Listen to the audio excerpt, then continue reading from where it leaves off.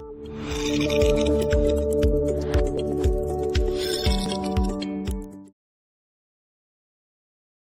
함께 우리 살펴볼 말씀 신약성경 마가복음 3장 13절로 19절입니다. 마가복음 3장 13절로 19절 본문을 대독하겠습니다. 또 산에 오르사 자기가 원하는 자들을 부르시니 나아온지라. 이에 12를 세우셨으니 이는 자기와 함께 있게 하시고 또 보내사 전도도 하며 귀신을 내쫓는 권능도 가지게 하려 하심이러라. 이 12를 세우셨으니 시몬에게는 베드로란 이름을 더하셨고 또 세베대의 아들 야고보와 야고보의 형제 요한이니 이 둘에게는 보아너게 곧 우레의 아들이란 이름을 더하셨으며 또 안드레와 빌립과 바돌로메와 마테와 도마와 알페오의 아들 야고보와 및 다데오와 가나안인 시몬이며 또 가룟 유다니 이는 예수를 판 자더라.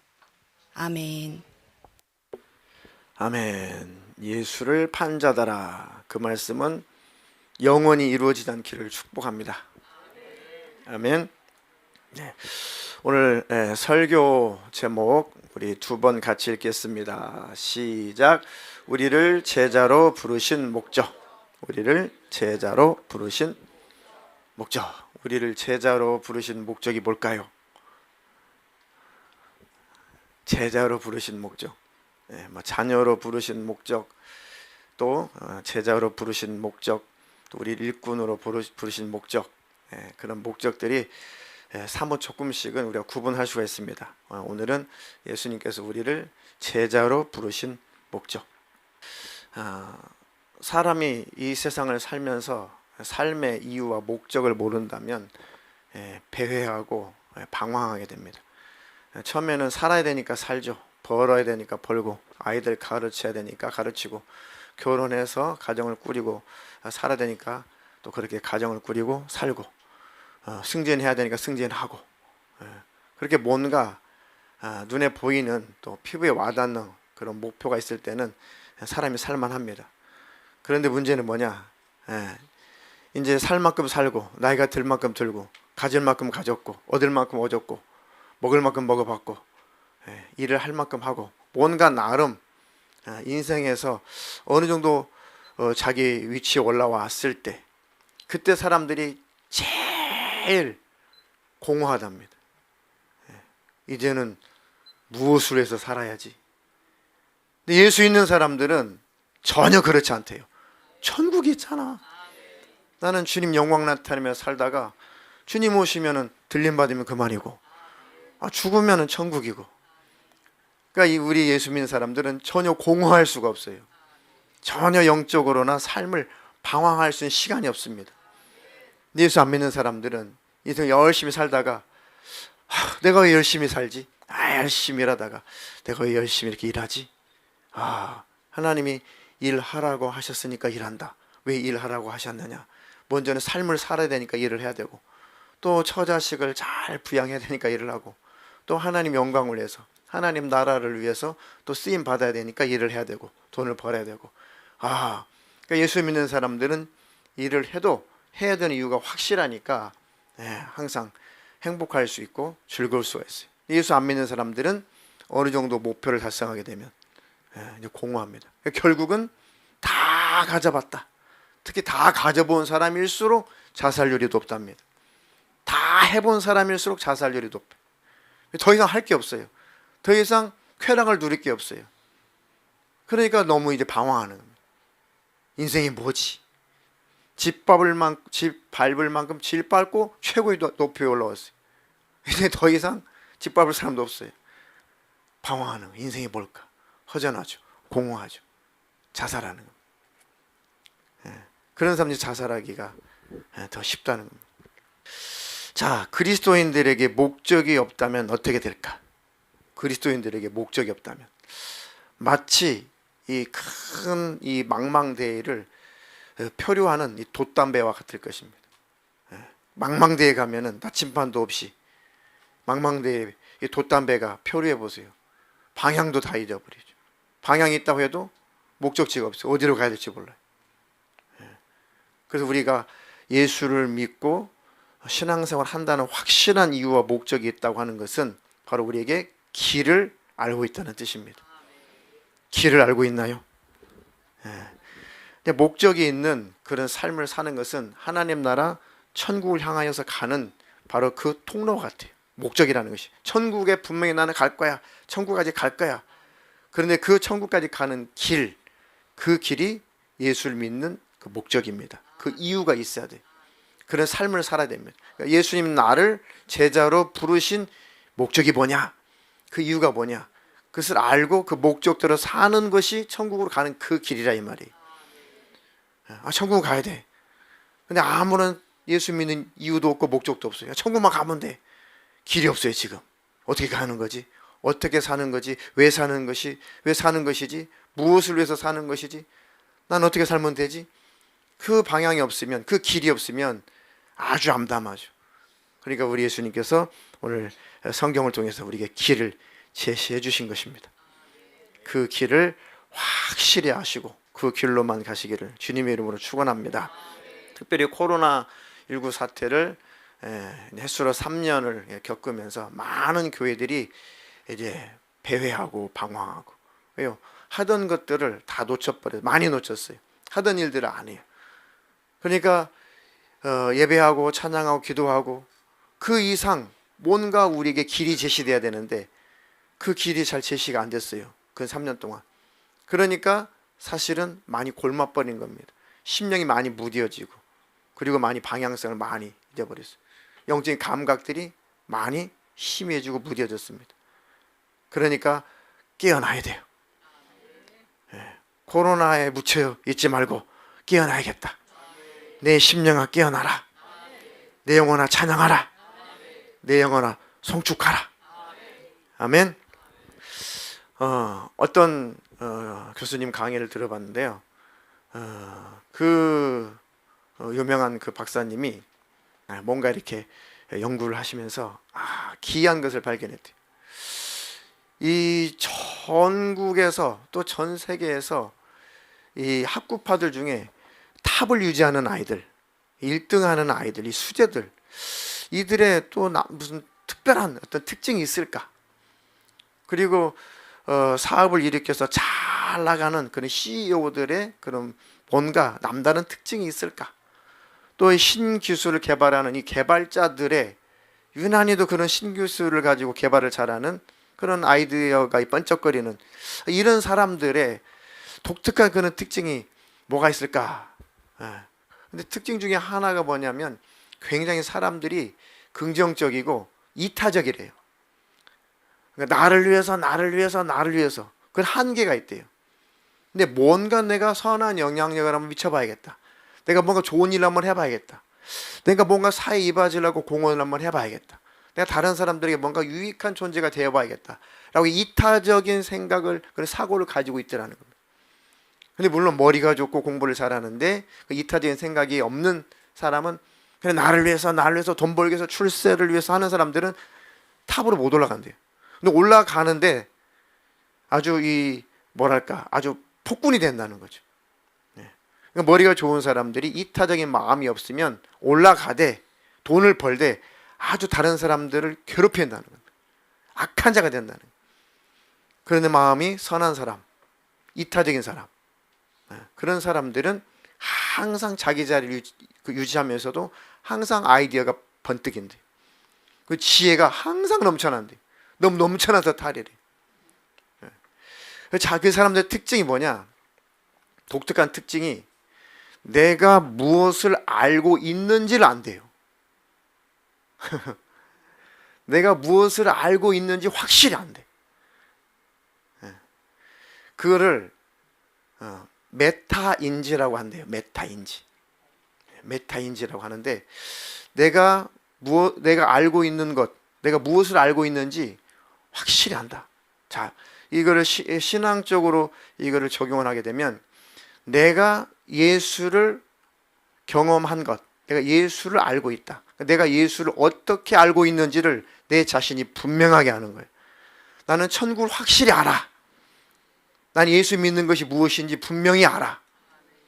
나는 확실히 하나님의 자녀야. 나는 주님 오시면 나는 꼭 주님 만날 거야. 나는 그런 사람이야. 라고 확신을 가지고 있다는 거죠. 그러면 그 증거가 뭐냐? 내가 경험한, 내가 만난 예수를 누구를 만나든지 확실히 설명해 줄 수가 있다는 거죠. 그러니까 1등들의 특징은 뭐냐면 누구를 만나든지 확실하게 설명을 해 줄 수가 있다는 것이 특징이래요. 그러니까 반에 자기가 1등이면 2등에게 설명하기가 쉽겠죠. 2등에게 1 곱하기 0은 뭐예요? 0이죠. 1 곱하기 0은 뭐예요? 0이죠. 이렇게 알아들을 수 있는 사람들은 쉽게 설명을 할 수가 있는데 쉽게 설명할 수가 있는데 1 곱하기 0은 뭐야? 아니 이렇게 대답해도 똑똑한 거예요. 1 곱하기 0은 뭐지 그러면? 근데 1 곱하기 0은 왜 곱해야 되는데? 그러니까 전혀 대화가 안 될 만큼 꼴찌 중에 꼴찌에게도 1 곱하기 0이라는 것을 확실하게 알려준대요. 그럼 오 그렇구나. 1 곱하기 0이 0인 이유는 그렇구나라고 꼴찌도 알아듣는. 그럼 이 가르치는 1등은 자기가 무엇을 알고 있는지를 확실히 인지하고 있다는 겁니다. 이게 메타인지래요. 그러니까 짜증을 안 낸대요. 시간만 되면 꼴찌가 와서 물어보든 3등이 와서 물어보든 자기 라이벌이 와서 물어보든지 간에 확실하게 그 수준에 맞게 이해할 수 있도록 설명해 준대. 다 그런 건 아니겠지만 악한 자도 있겠죠. 근데 대체적으로 착하대요. 착하니까 또 엄마가 공부해야 되네. 네, 또 착하니까 공부도 하겠죠. 그게 특징이라는 겁니다. 우리 지금 이제 그 스마트폰으로 이렇게 사진 촬영하잖아요. 오, 이 스마트폰이 대중화된 게 한 10여 년 전이잖아요. 그죠? 근 10년밖에 안 됐어요. 거의 대중화된 게. 자꾸 이제 업그레이드가 된 게 뭐예요? 카메라 이 부분. 젊은이들은 굉장히 좋아하죠. 저희들 연배 이상은 카메라가 무슨 몇만 화소니 영어도 몰라요. 관심도 없어요. 근데 이제 젊을수록 이게 무슨 몇만 화소리 굉장하죠. 기자들도 지금은 이런 거 안 들고 다니요. 옛날에 캠코더 이런 거, 디카 이런 거 안 찍습니다. 다 스마트폰으로 기자들도 찍고 영화도 막 찍고 그렇습니다. 그 전에 디카가 나오죠. 그 전에 비디오 카메라. 그 다음에는 뭡니까? 그 전에는 뭡니까? 스냅사진. 찰칵. 그 유명한 코닥 필름. 아이고 수학여행 가면은 꼭 챙겨야 되는 게 24방짜리 그 필름 챙겨야 돼. 아니 30방짜리 있어요? 36방짜리까지 제가 봤어요. 36방짜리. 야, 그것도 잘못 조작해 뚜껑 열어가지고 다 날아가고 그래 혼나고 또 돌려가지고 이제 찍고, 하다가 이제 그 필름 판 곳에 갖다 주면 인화를 해야 되고 인화를 하고 그 다음에 이제 그 사진을 찾죠. 돈 한 장당 얼마씩 냈고 35 사이즈로 할래, 46 사이즈로 할래, 뭐 사이즈로 할래. 그랬었습니다. 그러니까 필름을 한번 이 뚜껑 열어가지고 이게 필름이 햇빛이 들어가면은 이제 한 10장 반절이 날아가는 사진 찍는 팀 굉장히 혼나죠. 친구들한테. 그때가 있었습니다. 근데 그 코닥 필름의 직원이 이 조그마한 아이들을 놓고 이렇게 설명을 하는데 이 필름을 설명을 해야 되는데 도대체 이 필름을 잘 설명해 주기가 참 쉽지 않은 거예요. 이 카메라의 필름은 이와 같은 거다. 그지 빛이 들어오면 어떻게 되고 화학자원을 일으켜가지고 어떻게 애들이 못 알아들으니까 이 직원이 이렇게 설명해 준 거예요. 이 카메라의 필름이라고 하는 것은 이 그릇과 같아. 그릇. 사물을 저장하는 그릇과 같아. 그러니까 필름이 그런 거구나. 그렇게 쉽게 설명을 해서 어떻게 하면 아이들이 하나라도 가르쳐 줄까? 설명해 줄까? 그 이타적인 마음을 가지고 설명을 했는데 그릇이라는 단어를 본인이 생각해내면서 그 속에서 엄청난 지혜가 떠올랐대요. 그러면 왜 24방 그릇이 왜 36방 왜 그릇을 이렇게 조그맣게 만들지? 거기다가 돌아가는 테이프를 장착해 버리자. 그래가지고 비디오 카메라가 만들어지기 시작했답니다. 그죠? 스냅 사진에서 용량이 한계가 있잖아요. 그러면 돌아가는 그 필름 한번 찍으면 삑 돌아가고 한번 찍으면 삑 돌아가고, 요거를 이 테이프를 장착을 해버리자. 대용량에. 그리고 그 조금 더 이제 디지털화 되니까 디카가 된 거래요. 그게 이제 우리 저장소가 있는 나노 기술이 발달해가지고 손톱만한 그 칩에 뭐 지금 몇 기가, 거의 테라급이죠. 테라급. 옛날에는 그 프로피 디스크 요만한 데다가 뭐 1.4 뭐 이렇게 해가지고 뭐 신문 여기가 뭐 몇십 장이 들어간단다 막 교수님이 그랬거든요. 요만한 프로피 디스크 한 장에. 근데 지금은 그 게임이 안 됩니다. 손톱만한 칩 하나에 뭐 테라급이에요. 이게 뭐라고 표현해야 되나? 뭐 어마어마한 무수한 정보를 다 담을 수가 있습니다. 그걸 스마트폰에 장착하니까, 예, 그전에는 이 카메라하고 필름 아끼려고 잘 잡아 하나 둘 아니 이렇게 해가지고 찰칵, 뭐 필름 몇 방 남았나 이렇게. 야 이제 3방밖에 안 남았어. 자 3방밖에 안 남았어. 예쁜 짓. 찰칵 찍었단 말이야. 다 찍은데도 한 방 남았을 때 얼마나 기뻐요. 다 찍어서 한번 돌아가 더.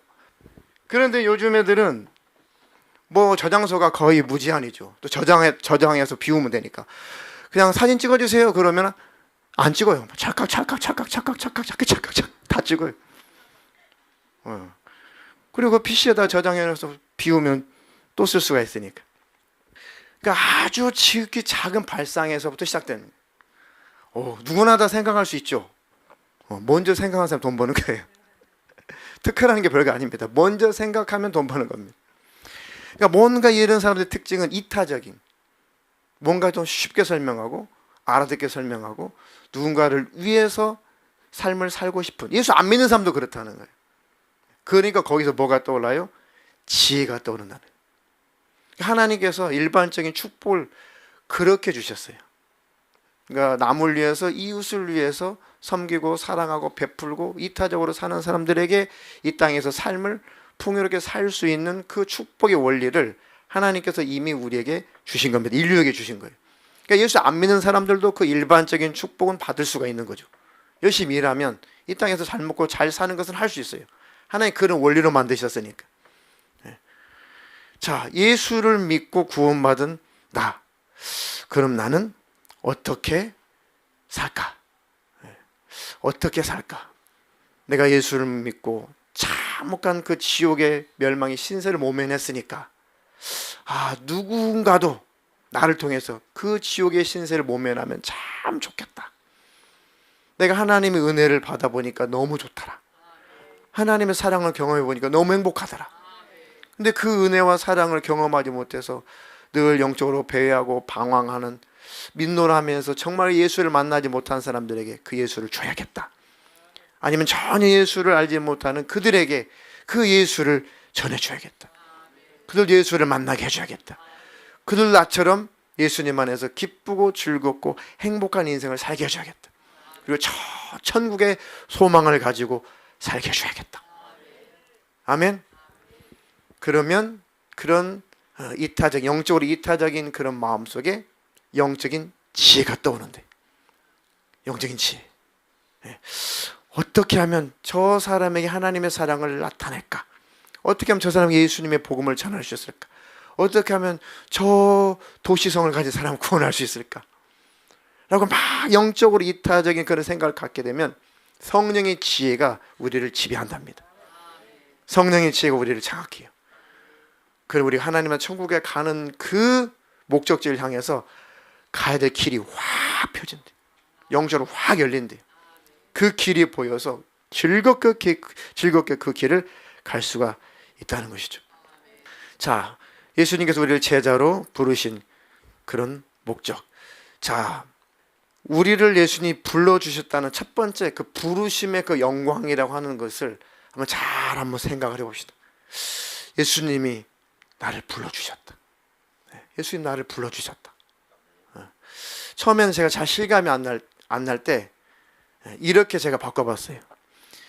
예수님이 나를 안 불러주시면 그 예수님 이거는 하나님으로서 이거 도리가 아니지. 처음에 그렇게 생각했을 때 나를 불러주신 건 당연하다고 생각을 했어요.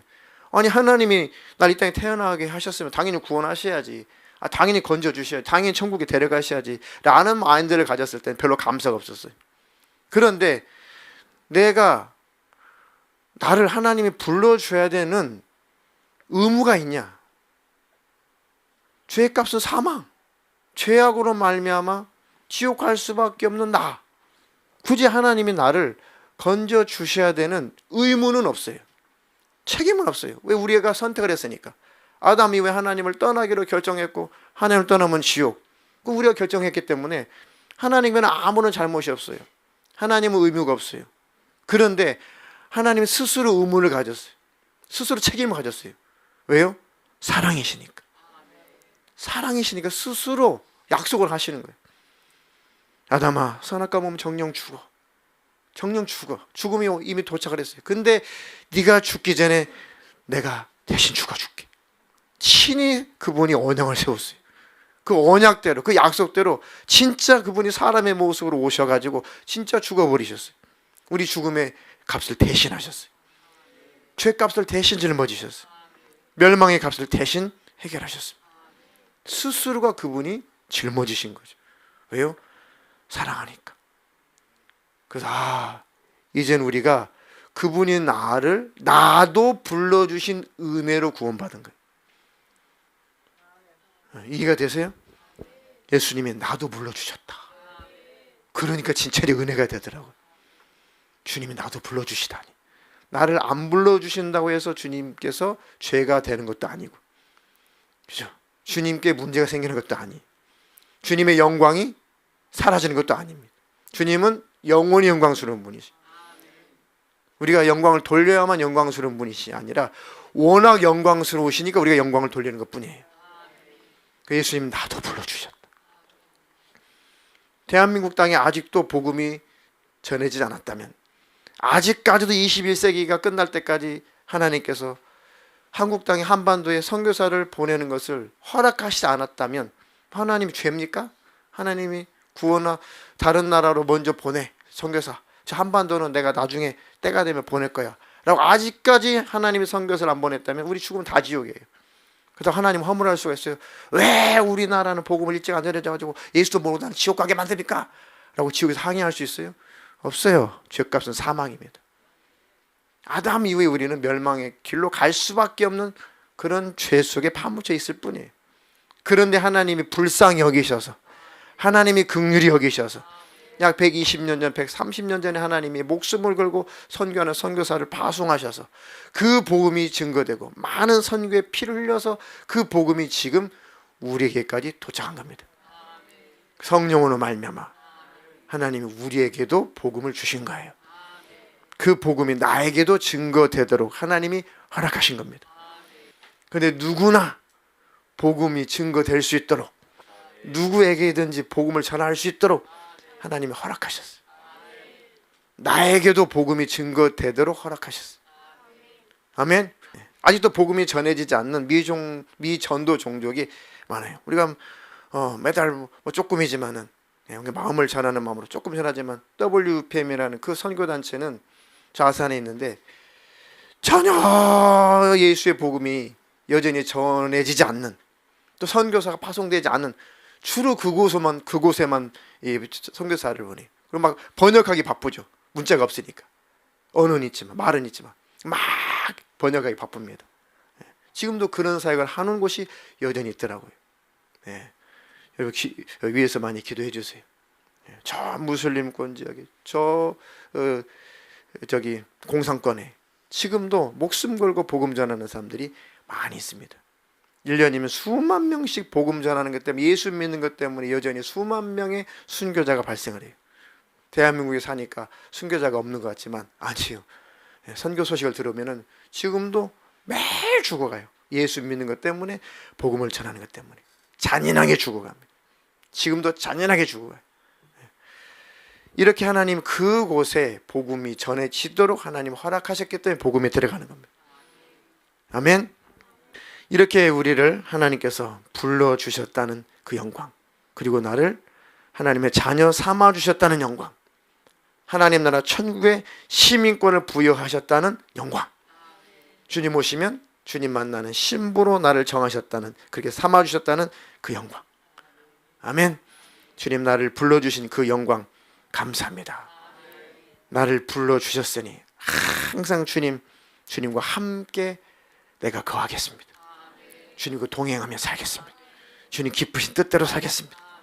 그래서 오늘 대독해 주신 본문 14절에 예수님이 이제 대표죠. 많은 제자들이 있는데 그 많은 제자들의 대표다 해서 12제자예요. 근데 예수님을 따르는 제자들이 많이 있었습니다. 12명만 따라다니는 건 아니에요. 많은 제자들이 있었는데 7, 12 이것은 대표, 완전 숫자, 대표의 상징적인 숫자예요. 히브리인들에게. 그러니까 12 하면 대표, 7도 대표, 완전 숫자입니다. 12 모든 예수님을 따르는 사람들의 대표란 뜻이에요. 우리도 예수님의 제자란 뜻입니다. 이해가 되시죠? 그러니까 12제자, 12를 세우셨으니, 자, 대표란 뜻이에요. 첫 번째는 왜 예수님이 제자를 삼으셨어요? 첫 번째 목적이 뭡니까? 자기와 함께 있게 하시고 싶어서. 저는 이 구절 읽고 너무너무 감동적이었어요. 예수님 나 부려먹으려고 부르신 게 아니구나. 나 괴롭히려고 부르신 게 아니구나. 나 실적으로 추궁하려고 부르신 게 아니구나. 그냥 함께하고 싶으신 거구나. 주님이 첫 번째 우리를 부르신 목적은 함께하고 싶으신. 그렇게 우리와 함께하고 싶대요. 왜요? 사랑하니까. 그래서 하나님이 인간을 만들었어요. 에덴 동산, 파라다이스죠. 낙원이죠, 낙원. 얼마나 이뻤던지, 얼마나 사랑스러웠던지, 자기 형상의 모습대로 만들었으니까 최고로 좋은 낙원에다가 그 사람을 거기다가 들였어요. 자, 낙원에 가 살아라. 너희들은 낙원에 가 살아. 그래가지고 낙원에서 하나님이 친히 그들과 함께 동행하시면서, 창세기에 나오죠. 여호와께서 그 동산을 거니시더라, 뭐 이런 내용을 보니까 유추해 볼 때 아담과 하와는 죄를 짓기 전에 여호와 하나님과 함께 거하며 함께 행복을 누렸겠구나. 그런 내용인 유추해 볼 수가 있습니다. 너무 힘이 보기 좋으신 거예요. 너무 사랑스럽다.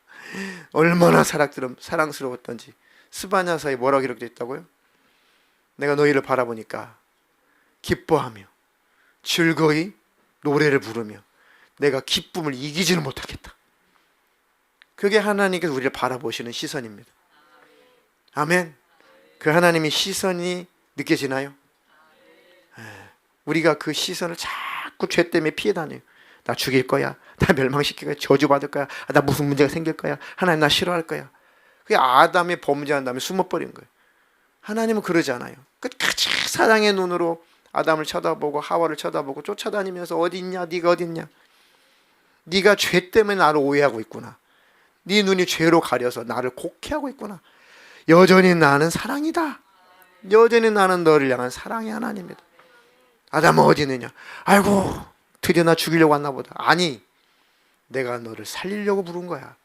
죽이려고 불렀으면 부르기 전에 죽여버리고 지옥 보내버리면 끝냈지. 뭘라고 부릅니까? 하나님이 살려주시려고. 네가 어디 있느냐? 넌 나와 함께 있었잖아. 근데 지금 네가 나를 피하고 다닌다. 이게 웬일이냐? 비록 네가 범죄해서 죽음의 자리에 있지만은 내가 너 살려줄게. 내가 너 건져줄게. 나 그래도 너와 함께하고 싶어. 네가 나를 배신했지만 그래도 네 죄는 내가 해결할 것이고 그래도 우리 함께 살자. 이게 복음입니다.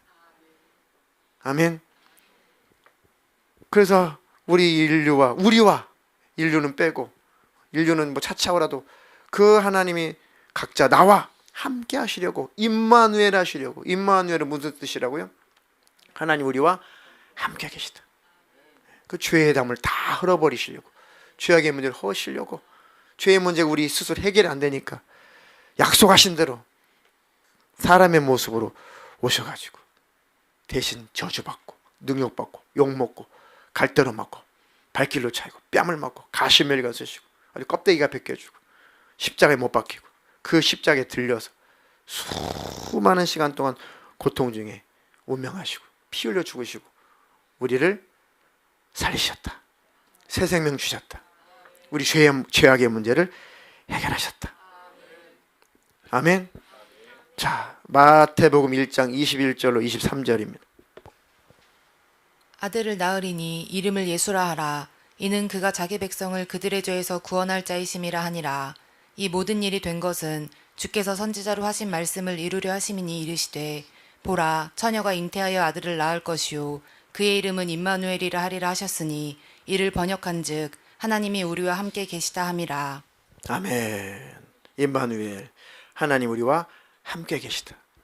죄가 없을 때는 함께 있었어요. 죄가 가로막혀서 함께 할 수가 없어요. 같이 살 수가 없어요. 그러니까 하나님이 사람의 모습으로 오셔서 그 육체가 찢어져서 우리 죄악의 문제를 해결하셔야 된다. 그러니까 내가 내려갈게. 내가 갈게. 내가 가서 너와 나 사이에 함께 할 수 없는 그 조건, 그 죄를 다 해결해버릴게. 그걸 직접적으로 많은 선지자들이 예언했는데 이사야가 아주 직접적으로 예언했죠. 이사야가. 그것을 지금 인용하시는 거예요. 인용하는 겁니다. 성경에. 선지자 이사야의 글에 그렇게 예언되어 있다. 보라 처녀가 잉태하여 아들을 낳을 것이요 그 이름을 임마누엘이라 하리라. 그 예언대로 하나님이 친히 오셨는데 그 이름이 예수인데 그 예수는 구원자란 뜻이다. 너희를 죄에서 건져내고 죄에서 구원해내고 죄악의 문제를 해결하고 죄의 담을 다 예수님 육체가 찢어서 다 해결하고 함께 임마누엘을 완수하러 오셨다. 아멘. 그렇게라도 예수님은 함께 하기를 원하셨다. 내가 죽어서 죄의 문제를 해결하고 너희와 나와 다시 하나가 될 거야. 함께 살 거야지. 이제 내 안에 다 들어온 나의 자녀들은 하나님 나라 천국에서 영원히 함께 살 것이다. 함께 할 것이다. 그 나라에서는 어떤 것도 찢어 놓을 수 없다. 그 나라에 들어간 이상 영원히 하나님과 우리를 분리시킬 수 없다. 그 어떤 존재도 없다. 아멘. 그렇게 하나님이 우리와 함께하고 함께하기를 원하셨고 그래서 그 예수님의 은혜를 전해라. 그 복음을 전해라. 당신도 그 사랑 받을 수 있습니다. 당신도 구원받을 수 있습니다. 당신도 죄의 문제 해결할 수 있습니다. 당신도 천국에서 영원 행복하게 살 수가 있습니다. 그 길이 있습니다. 그게 뭡니까? 내가 믿는 그 예수요. 내가 곧 길이요 진리요 생명이니 나로 말미암지 않고는 아버지께로 천국에 올 자가 없다. 그 예수님만 만나면 당신은 행복할 것입니다. 그리고 죽어서 저 하나님 나라 천국에 들어갈 것입니다. 그 두 번째 이유가 뭐예요? 두 번째 이유. 함께 있게 하시고 또 보내사 전도도 하며. 두 번째 목적이 뭐예요? 제자 삼으신 목적? 그 복음 전하라고. 너 나 알잖아. 네가 복음 알잖아. 천국을 알잖아. 네가 내 사랑을 경험했잖아. 그거 몰라서 불행하게 사는 사람들, 그거 몰라서 지옥 가는 사람들, 고통하는 사람들, 허무하게 사는 사람들, 그 공허한 눈빛 네가 가서 전해줘라. 네가 가서 그들을 건져내줘라. 불쌍하잖아요. 불쌍하잖아요. 전해줘서 안 받아들인다면 어쩔 수 없지만 전해줬는데 받아들여서 그들도 예수를 만난다면 얼마나 다행스러운 일이고 얼마나 기뻐할까. 저도 전혀 예수 안 믿다가 예수를 만나는 순간 너무너무너무 다행스럽더라고요. 와, 다행스럽다. 예수를 믿게 되다니. 누군가에게도 이 복음이 증거되면 참 다행스러운 사건일 것 같다. 아멘. 그들은 예수가 필요해요. 그들은 다 예수가 필요해요. 어제 하나님께서 위로해 주시려고 그러신 건지 이 동네 사람들이 착한 건지 하여튼 하나님의 은혜로 그렇게 사람들이 참 우리를 쳐다보는 모습이 경계하는 사람도 있지만 대부분 선하고 잘 이렇게 인격적이에요. 잘 받아줘요. 잘 받아줍니다. 야, 저는 기대 이상이었어요. 그 예수를 말할 수 있다는 거. 예수 믿으세요. 예수 믿으세요. 여기 와서 커피 한잔 하세요. 우리 교회에서 나왔습니다. 아, 그래요.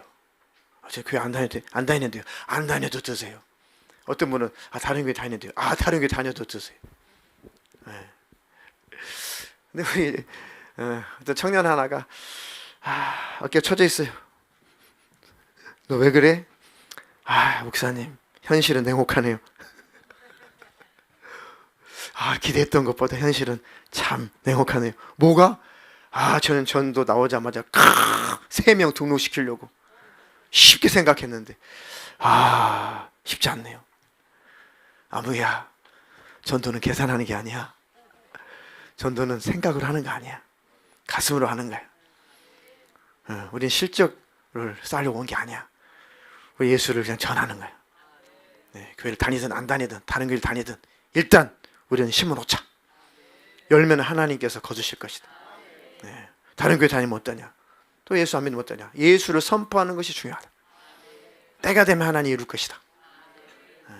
우리 어제 마무리 기도하면서 하나님, 예수의 이름을 들은 모든 사람들이 꼭 그 이름대로 구원받게 하시고 아주 원하는, 이단만 아니라 원하는 교회 잘 다니면서 신앙생활 잘하게 하시고, 또 하나님의 뜻이 있어 우리 교회에 보내주신다면 우리가 잘 섬기게 해주세요. 그렇게 하나님, 그 전해진 예수의 이름이 살아 역사하게 하옵소서. 즐겁게 잘 마무리했습니다. 예수를 전하면 벌써 내가 예수를 정말 알고 있는지, 예수를 믿고 있는지, 아까 메타인지 말씀드렸죠. 고개, 내가 얼마나 예수님과 친밀한지, 내가 예수님과 관계가 얼마만큼인지 예수를 전해보려고 하면 극명하게 드러나요. 극명하게 내가 예수가 있는지 없는지, 내가 정말 예수님의 마음이 있는지 없는지, 내가 정말 천국을 확신하고 있는지 전도를 하다 보면은 막 떠올라요. 확실히 드러납니다. 그리고 다음에 이렇게 전도해야겠구나. 메타인지. 다음엔 이렇게 전해야겠구나. 다음에 이걸 준비해야겠는걸. 다음엔 그곳에서 해야 되겠는걸. 계속해서 신령한 지혜가 떠올라요. 그러니까 이제 활동력이 있죠. 활발해지죠, 신앙생활이. 좀 더 기도해야겠구나. 내가 잘 설명할 줄 알았는데 예수 안 되는구나. 이것도 준비도 잘해야겠구나. 그러니 계속해서 신앙생활이 성장할 수밖에 없죠. 다른 사람을 살리러 나갔는데 내가 살아버리는 거예요. 이게 영적인 능력입니다. 아멘. 그래서 함께 있기를 원하셔서 우리를 제자 삼으신 것이고, 그 복음을 전하라고, 전도도 하게 하시려고 우리를 제자 삼으셨다. 그리고 귀신도 쫓아내게 하시려고, 귀신을 쫓아내는 권능도 얻게 하시려고 우리를 부르셨다. 예수님 우리를 부르신 그 목적이 얼마나 분명합니까? 예수님 안에 있으면 우리는 그 열매가 나타날 것입니다. 그런 능력이 있기를 주님의 이름으로 축복합니다. 그런 자에게 하나님께서 땅에서도 축복하시지 않겠냐고요. 복달라 이전에 하나님 뜻대로 움직이면, 그 인생을 살면 하나님이 왜 축복하지 않겠냐고요. 하나님 살아계신데, 진짜 하나님 살아계십니다. 그 하나님의 뜻대로 사는 저와 여러분 되기를 주님의 이름으로 축복합니다.